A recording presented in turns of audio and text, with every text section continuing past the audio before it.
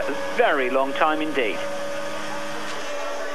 Well, really now we look forward to... Oh my, what has happened? A lazy pull right across the front of Gerhard Berger. That was not intentional. That was, I think, Lazy trying to get out of the way. Berger complete... Jean Alesi is absolutely devastated. And Gerhard Berger hopefully is totally uninjured in that shunt, but you could see what happened. The car, Alesi's car went right to left. Gerhard Berger, still on a flying lap or running at racing speeds, suddenly had no option but to turn sharp left, hit the barrier. The car then literally flew right across the gravel traps, and Gerhard Berger will, well, we know already his left elbow has been receiving medical attention, and that was a very, very heavy impact and shunt, and Berger lifted out of the car. Let's look at it again. Suddenly Jean Alesi goes from the right-hand side of the track right across as Gerhard Berger prepares to go into the inside. He hits the barrier very hard. The right front now, the danger would be for Gerhard Berger that the front suspension could have punctured the cockpit. You see the car literally flying across the gravel trap.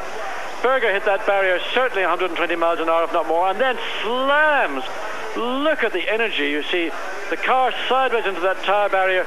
The Armco barrier falls away. Now here we are in a car once again with Jean Alesi. He's driving around, acknowledging the cheers of the crowd. He sees Berger. He just suddenly pulls to the left. Gerhard Berger has no option, and that is the result. Well, he probably saw Gerhard coming and then thought I'd better let him go through on the other side. And Gerhard committed to the other side, of course. Well, we see it again from the inside, and here Berger's car having made that very, very heavy impact with the edge of the barrier now literally.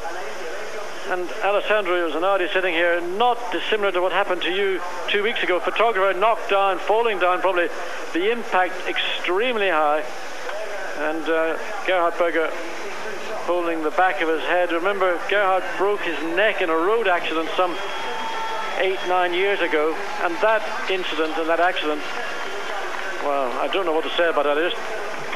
We're assuming that Alesi either didn't see Gerhard Berger or saw him too late and thought he'd allow him to go through on the inside. But look, even in slow motion, that car was doing well over 100 miles an hour when it hit sideways the tyre wall.